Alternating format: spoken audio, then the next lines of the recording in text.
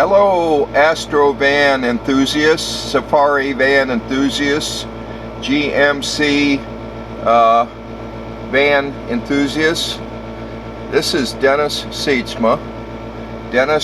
Seatsma, Homestead, Florida, USA. It's September 3rd, 2024. It's a Tuesday. It's 4:42 in the afternoon in the East Coast of the United States. Miami, Homestead south of Miami a little bit, and north of Key Largo. You pass right through it on the Florida Turnpike as you're headed south towards the Florida Keys. I'm getting a late start today because I had errands to run over essentials in Homestead today. I had to get medications and sustenance from the grocery store, and I sent back the failed X-Tech beeper deeper, and you can see this is the one they sent me as a replacement, and it works good.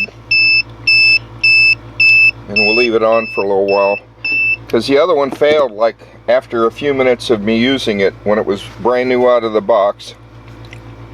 But anyway, today I'm trying to get motivated and moving towards setting the baseline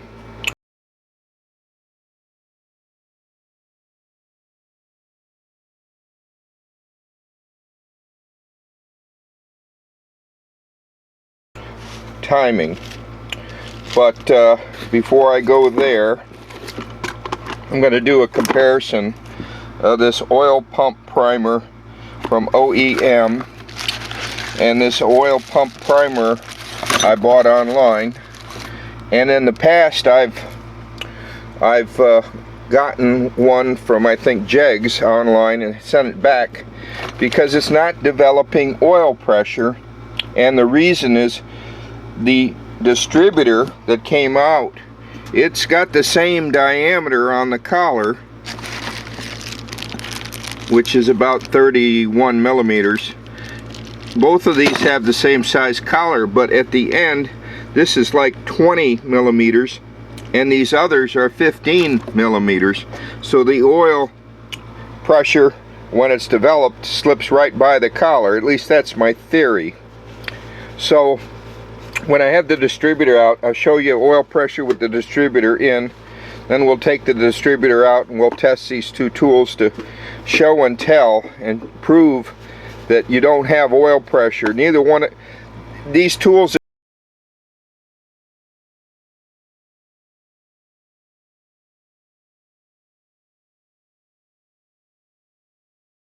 are useless.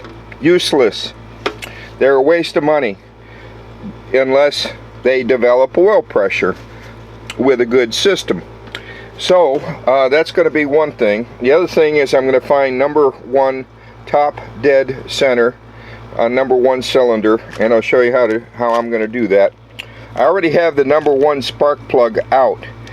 Now in the past I had to get a spark plug out, I had to go and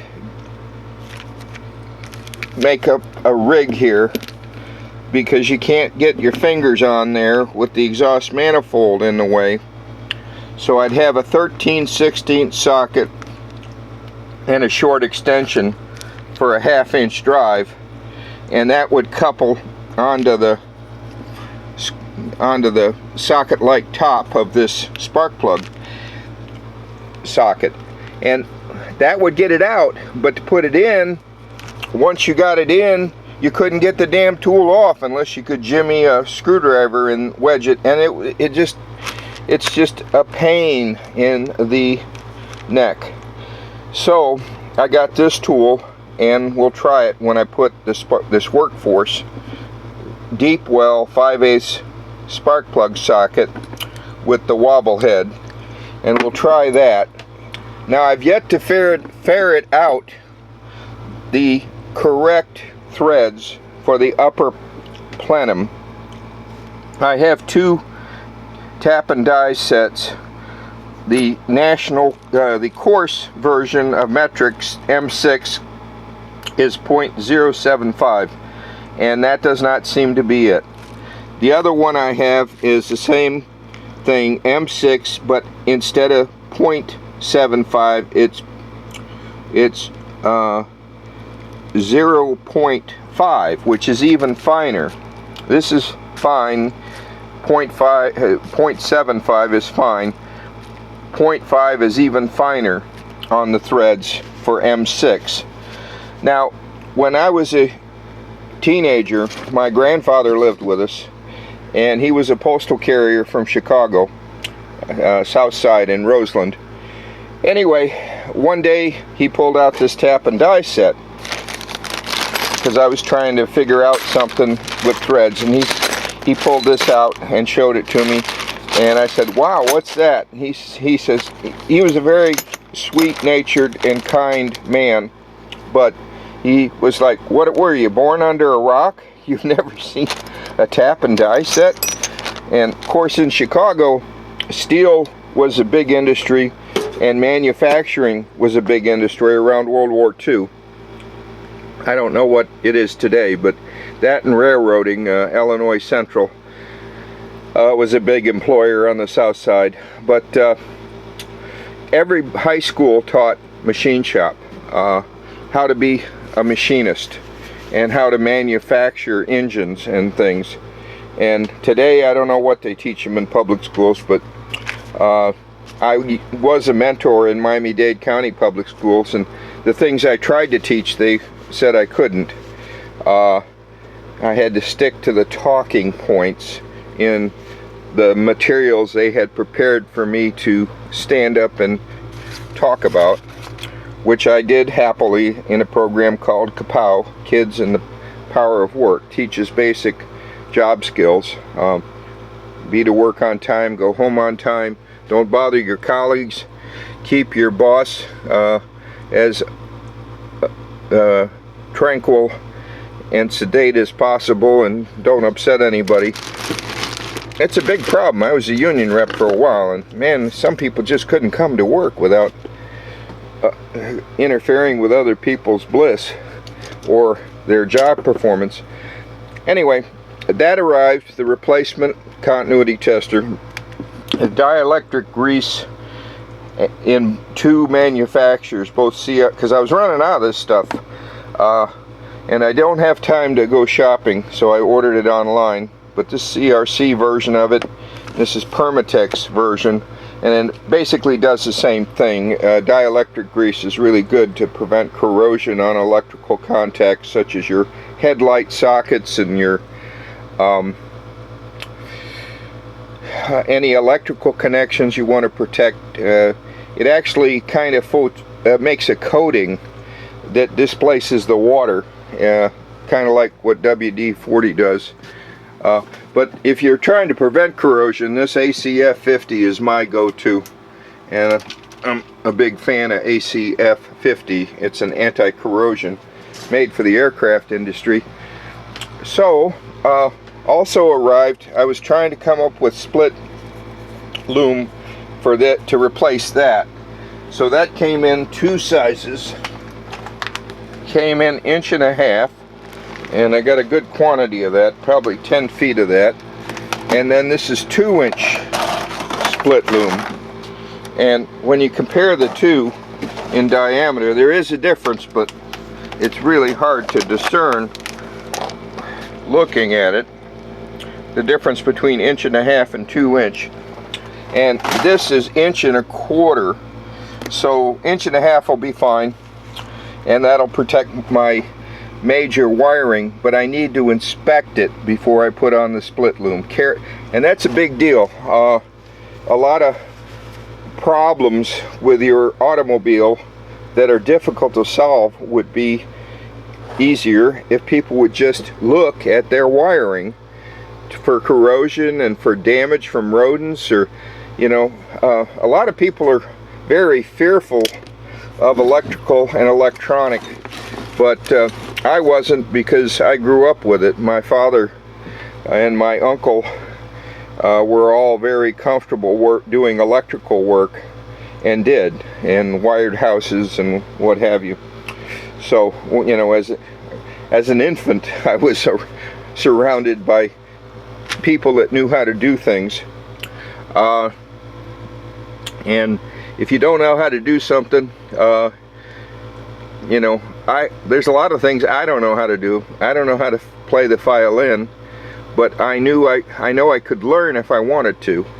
I'm trying to learn how to play the ukulele or the guitar, but anyway, moving on. This is what we're going to try to do today before sunset, and there ain't much daylight left today, but you know, I had to get my medications and run errands and get sustenance, food in the house, creature comforts, medications, what have you, things to make me comfortable while I'm working. Something about men and bread. So I am gonna go on to the next segment. Audience, this is for the enthusiasts of automotive things, and I get down into the weeds, as they say, as deep as I can into detail, like why doesn't this oil pump primer work on my engine? It says all GM V6s, all GM V8s it works on. I'm sorry, it doesn't, and I don't need to. It's a difference between a need and a want. I want to find the correct tool for my engine and buy it if I can find it. So audience, if you know, please post a comment. On to the next video segment. In this segment, we're going to talk about installing the oil pressure sending unit. Oil pressure sending unit. This one is marked 1 1/16 inch, and I bought that recently at O'Reilly. It's not marked otherwise, but it is a 3/8 inch drive, and it works on this V6 oil sender. This is an older one that I have, and it has no markings, but this was an old school sending unit for oil pressure, and this is for a newer oil pressure sending unit. But beware, triple beware, the sending unit is expensive and very fragile. If you handle it with your fingers on the case may slip off and damage it, or you may be lucky and not damage it. But use this tool that fits the sender, and don't over tighten it, because it doesn't need to be super tight, just enough to where it doesn't leak oil. And I put a little Teflon tape on the threads and also on the extension, but we'll go outside and I'll show you that here in the next segment. Okay, this is my newest sending unit, and you'll notice it has an extension. That copper colored thing above it is the extension. So be very careful when doing this that you don't stress that sending unit and break it, because it's expensive and you don't want that. But just tighten it with the socket so you don't have to put your fingers on it. And that's putting the stress on the base of the unit, not on the case. And just get it tight enough that it works for you. And then you can put the connector on the case, and then you can adjust the sending unit so that it doesn't hit anything when it's in operation. And that'll give you electronic resistance related to your engine oil pressure, which is around 30 ohms at 30 psi, and 40 ohms and 40 psi, 50 ohms. And I've done that with what they call empirical testing, which is where you just do it and take measurements and see what it does. And I've tried different resistor values instead of the sending unit. And that sending unit also gives power to your fuel pump. So if there's a problem with that, your fuel pump may not work. And it goes open circuited if the oil pressure is less than 4 psi, 4 pounds per inch. So that sending unit is dual purpose. Besides giving you a resistance related to pressure, it gives you the actual connection to your fuel pump. So if you have a problem with your fuel pump, you could replace the sending unit or start checking continuity for problems. And to tighten this, I used a 7/8 inch wrench for the copper thing sticking up. And I don't know what to call that thing, but you can see it pretty clearly there, the copper extension that brings it up above the engine. A lot of people complain about fluctuating oil pressure, and it's the sending unit, not their engine. But you don't know that until you do a mechanical test. You get a mechanical gauge, and you can buy those at Harbor Freight or online. I bought one, but then it failed immediately upon using it. So unfortunately I didn't use it during the return period. And Harbor Freight, I think, is like 30 days. But here's my remote starter I'm going to be using if it hasn't failed. It didn't want to work the other day, so we'll see if it works or not. But going on to the next segment, stand by, we'll go inside and we'll talk a little more. Okay, in this video segment you can see the comparison between my original 1¼ inch split wire loom that came on the vehicle back in 1994 that's deteriorated, and 1.5 inch split. I couldn't get 1¼ inch except special order, so I did 1.5 inch and 2 inch.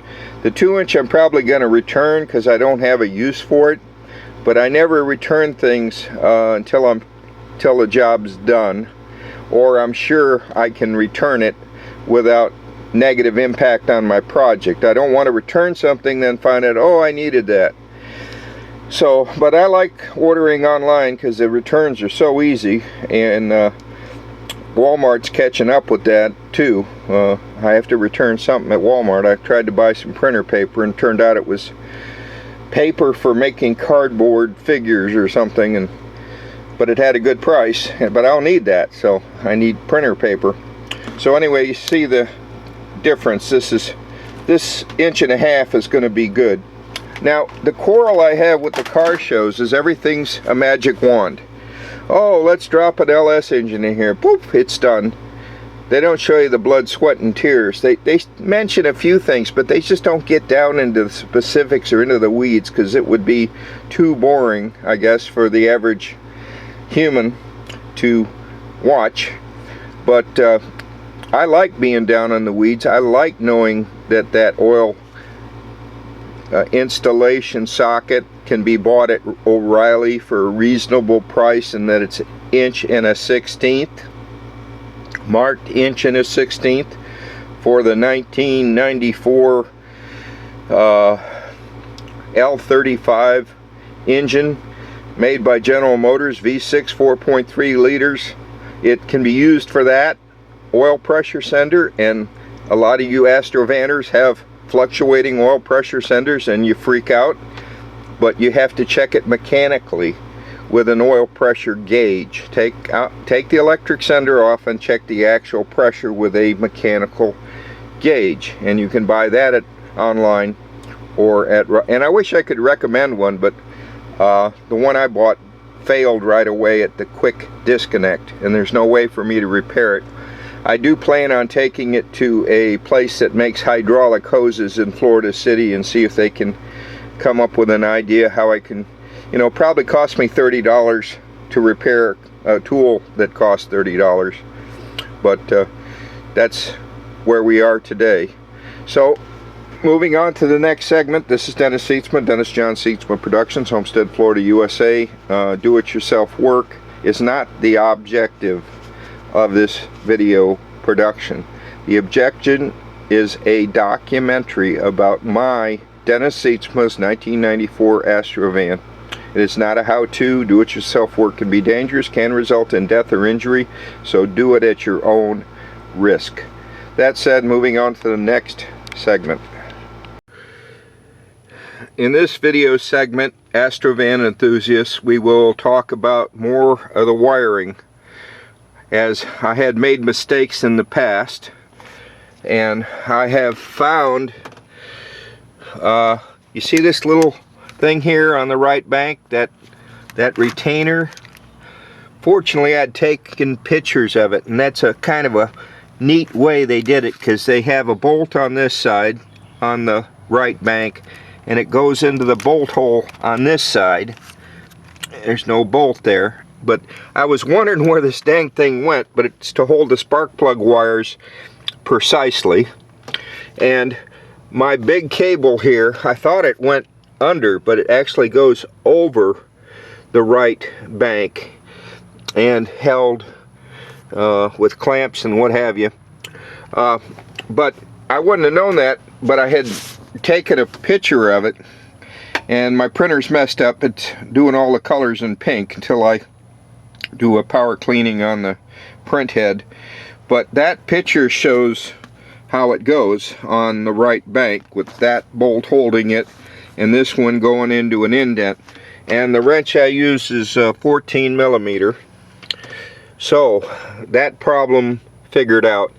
Now I need to, I'm gonna, when the sunlight's better, because right now it's raining on and off and it's dark and gloomy, I'm going to study this cable and look for any imperfections in the wiring, and then I'll put the new split loom on top of it.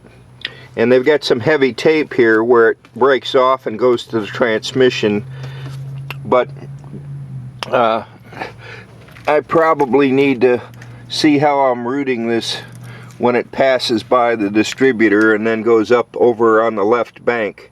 And so I need to do more study of the service manuals when it's not raining. And it keeps raining like every 15 minutes, and then it clears up for 15 minutes to a half an hour, and then it rains again. Such is the way it is here in southeast Florida in this time of the year. And it's getting to be 6:30 at night on Tuesday, September 3rd, 2024. September 3rd, 2024. And I'm working on the electrical and the sensors and all that, and the wire routing before I move on to messing with the timing and checking the oil pressure and all of that kind of thing.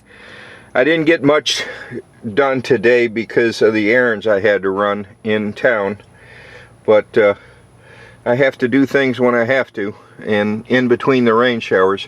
So thanks for watching. This may be the last video segment for the 3rd of September 2024. My target audience is Astro van and Safari van enthusiasts in the earlier years, in the first generation that I think was from 85 to 95 was the first generation. And then after that they went to second generation, which is, they made a lot of changes in 96 until 2002.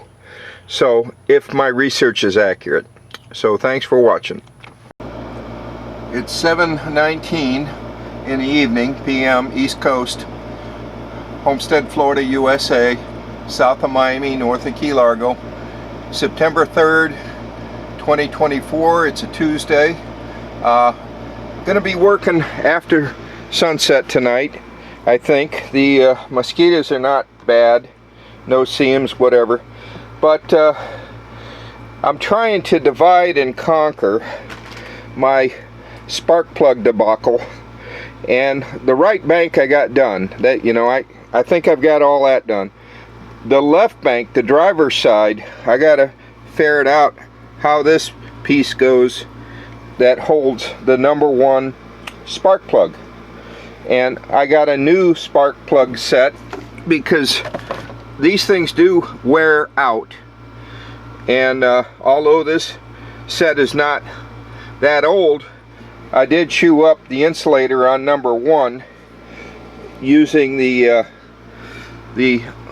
spark plug removal tools, and it fought me because I didn't have any silicone on it. So I did damage to the boot, and it's easier just to replace and go with new wires. So I ordered these online, NGK, part number Romeo Charlie dash Golf Mike X-ray 043. And yes, I've been around air traffic controllers and pilots a long time, working for FAA 42 years. Now also, you notice how chewed up the split loom is. So I got some old split loom, but it's better than what's on there. And I'm going to return. I found my round files finally, and when I'm done, I'm going to put them in the plumbing toolbox and the gold toolbox. I need to spray paint that with more gold. But and the file I bought online I can return, because I found I have plenty of files and they were in the toolbox where they belonged. But I looked past them 3 times because I didn't see them. So anyway, I got plenty of files now for my plumbing projects and my van project. But I got the exhaust manifolds hung, so I don't need them. By the time I find them, I don't need them. But do you think a general mechanic shop or a dealer would go to this detail? And this is held in place with a quarter-20 SAE bolt. It's quarter-20, what is it? My memory is failing. Anyway,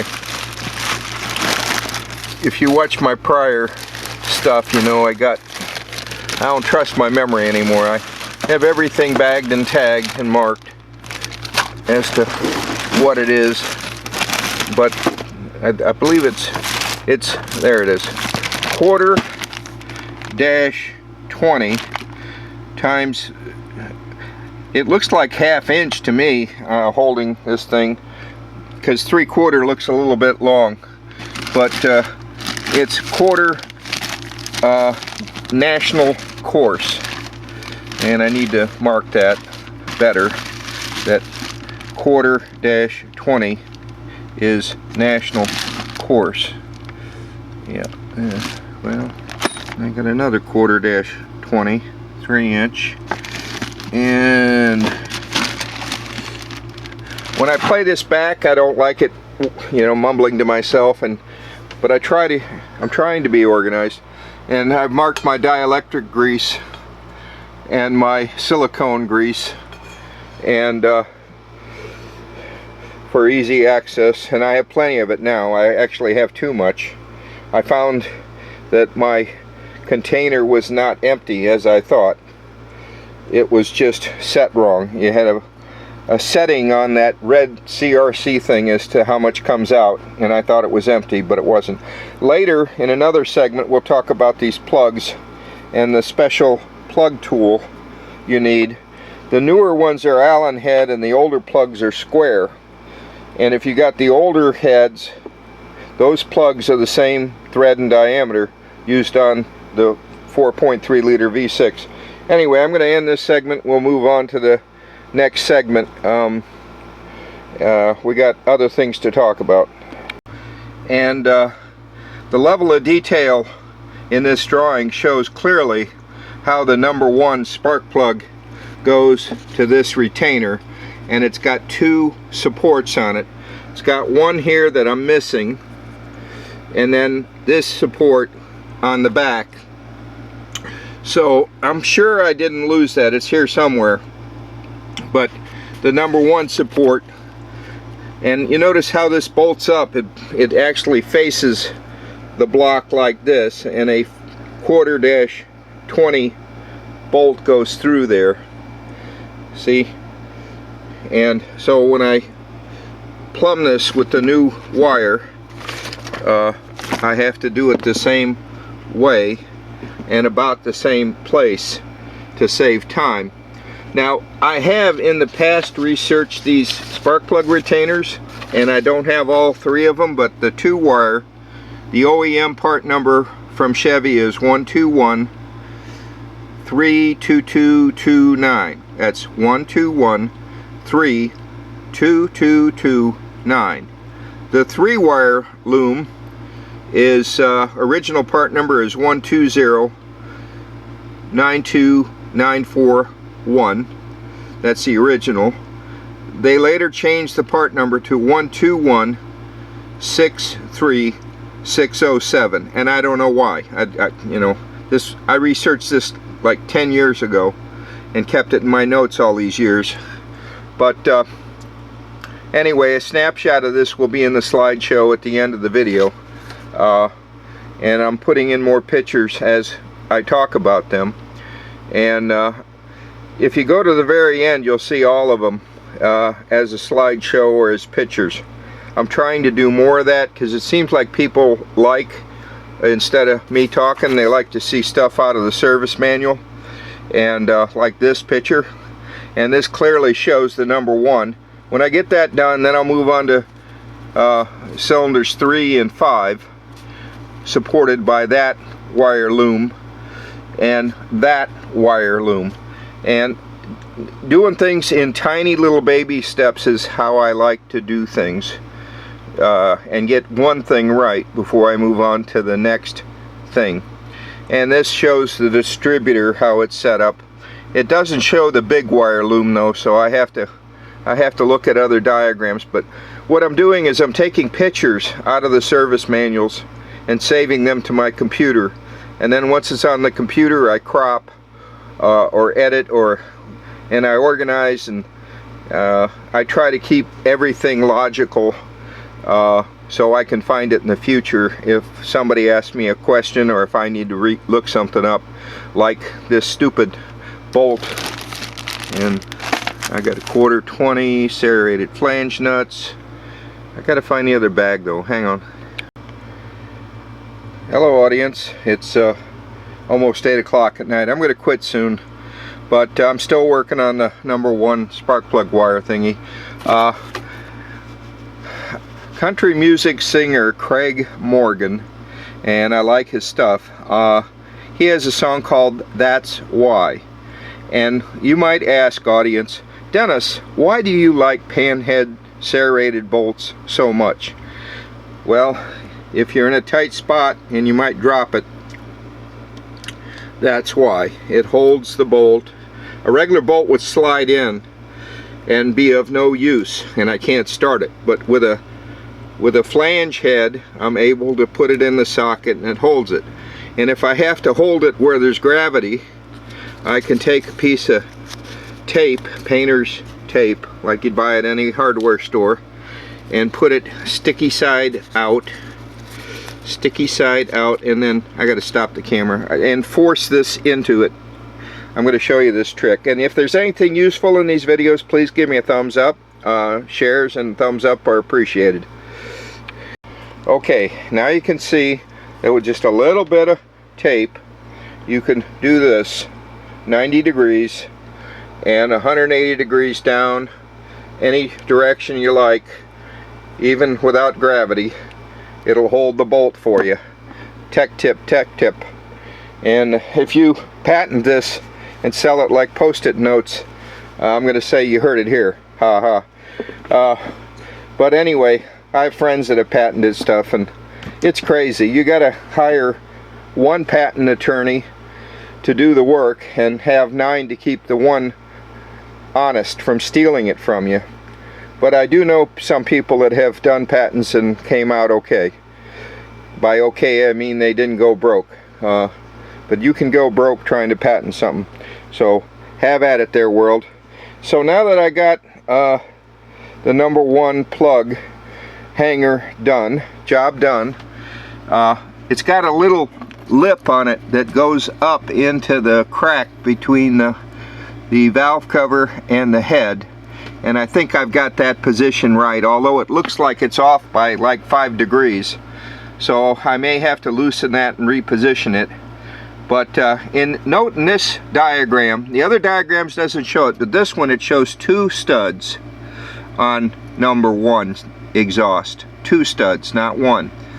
Other ones it just shows the front stud. And then the hoop-de-doo, I don't have a part number for that, but if anybody does, let me know. I want to get this back to factory as much as I can, even though I know a star washer or a lock nut is just as good.